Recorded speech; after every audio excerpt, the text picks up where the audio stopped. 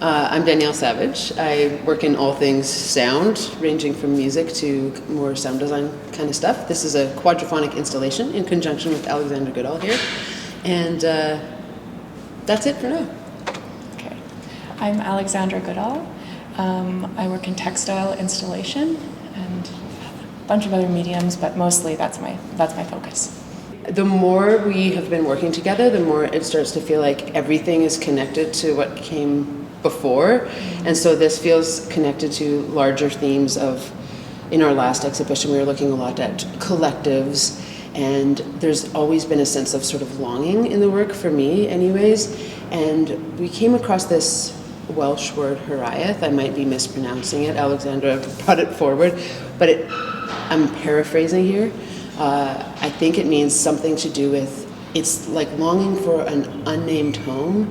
It might not even be one that you've ever seen or experienced in this lifetime, but there's a sort of longing to it. And I think we were looking at cycles, and we've always been looking at cycles in some form or another, but there was really a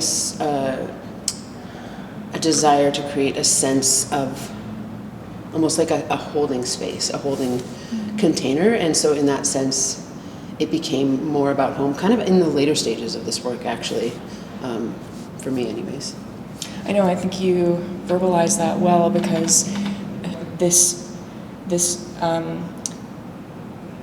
notion of hiraeth and was with us for a long time, but I had actually forgotten about it completely. And then Danielle brought it up like way later in the process, when we were actually rethinking our original name. And then it was like this lightning bolt where I saw all the connections of what Danielle was seeing there, and I sort of realized the work was about that, but didn't know until late in the game, which is what I enjoy. So I think that, yeah, in terms of,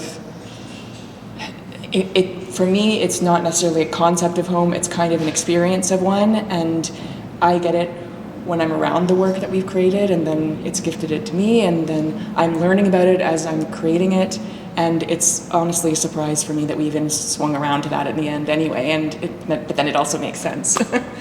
When we've worked before, we worked very closely, and we really worked meticulously on our creative process to make sure that there was a lot of cohesion, and I think that groundwork kind of came out in this work, but in a way that we could just actually work quite independently for a lot of the piece, which then was really exciting for me, because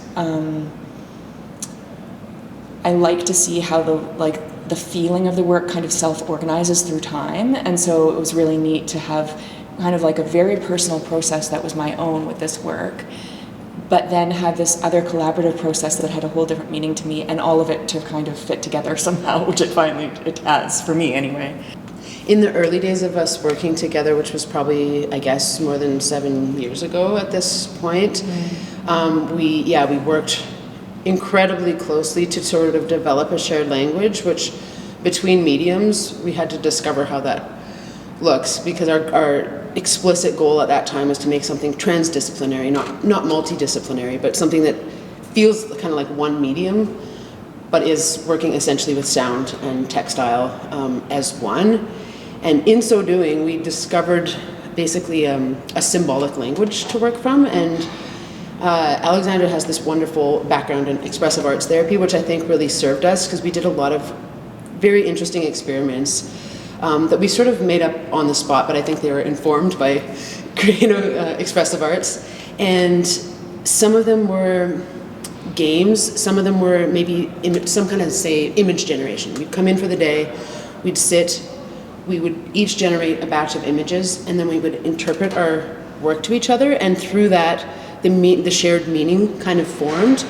Yeah, and so that kind of became our shared language, and then in this process, we've really diverged into, more separate streams. Working, yeah, as Alexandra was saying, and it's been really neat, to kind of come back together and realize, this work's developing as a shared vision, but also something's emerging that's just totally unique to each of our own worldviews. Mm-hmm. And I sort of realized partway through the process, actually through dialogue with Alexandra, that there's some kind of subconscious attempt to commit a really wide lens macro view of my worldview in terms of like sentience, how it came to be, like really zoomed out, and then right down to the microscopic, to try to commit that into sound.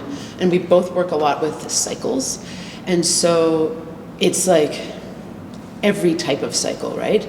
And so the idea of this kind of unnamed home that pervades through maybe life cycles, but it could be the cycle of anything. I don't want to give too many examples and get lost in the weeds here, but this idea, this pervasive idea of home kind of came through as this thread through the doing of this shared language that we've developed over years.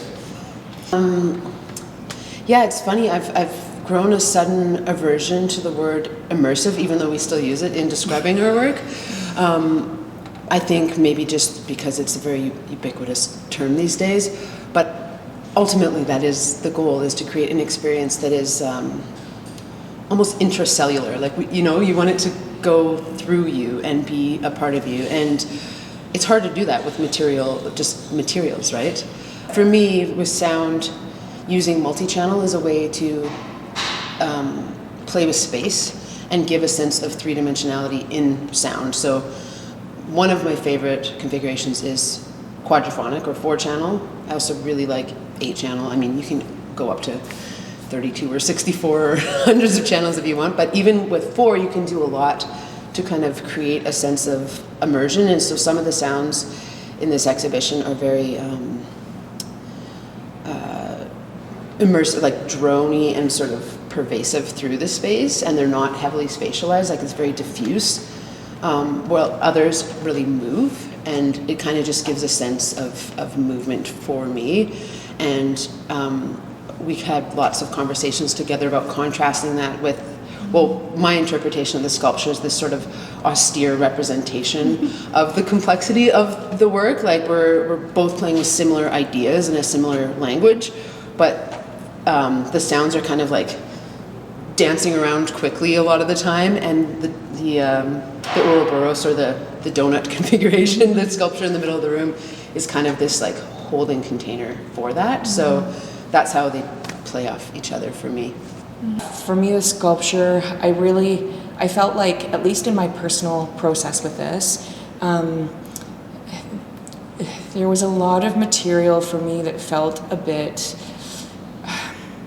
destabilizing is way too strong a word, but it was just a lot of material to sift through. So I wanted something, and I do this often in my work, where I'll make sure there's kind of like a central anchor point that I can come back to if I feel like either the work thematically is going off topic, or I get overwhelmed by executing a certain thing that I need to, or I like to have something that's simple that I can come back to again and again and again, like a focus point that can help me to get through the whole arc of the creation of the work. And because I knew that Danielle and I had talked about what you were talking about, where like we wanted this feeling of, how I experienced it was like a movement in the room. Like I imagined it like a pushing and pulling, like what I suggested to Danielle, and I don't know if this actually does translate to how you sonically describe stuff, but I wanted it to, I was like, can we make the sound like a physical thing in the space? And I don't want the sculpture to overtake the physical thing, because it actually has a physical, I know the sound does have physicality to it in a way, like with vibration, I guess, but yeah. But it's just, I wanted it to, like, you stepped in and it felt like it was a physical force around you as much as the sculpture.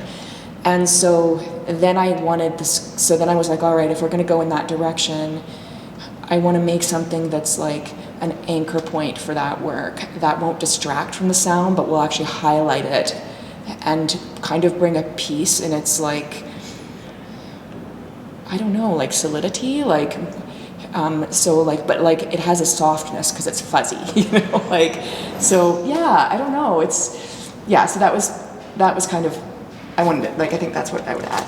And even before this exhibition, we both became very preoccupied with the idea of the felted sculptures being sort of lit from within, and this idea of a luminous safe cave where you kind of, when you're in that space, you enter an altered state with the artwork, and there's space to explore big themes, troublesome themes, and also very peaceful themes, but all in the kind and of mundane and irreverent. and mundane and irreverent and you know, yes, it's a holding container for everything, but the sort of simplicity of the design like creates a lot of space for me mentally anyways to contemplate those things. So that's kind of what we hoped it translates to others. Yeah, a little bit.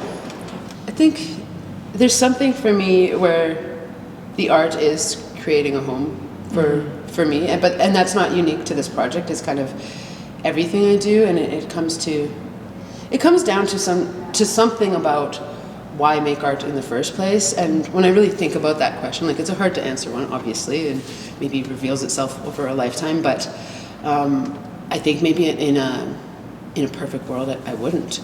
I think there's something about the culture in which we find ourselves that's very sort of commercialized, and we don't have a lot of, I don't know, highly developed rituals and a relationship to, I'll just call it mystery, that is very enticing. And I think art is a way to create a home for those big, troublesome thoughts, feelings, and a way of sort of working out the world.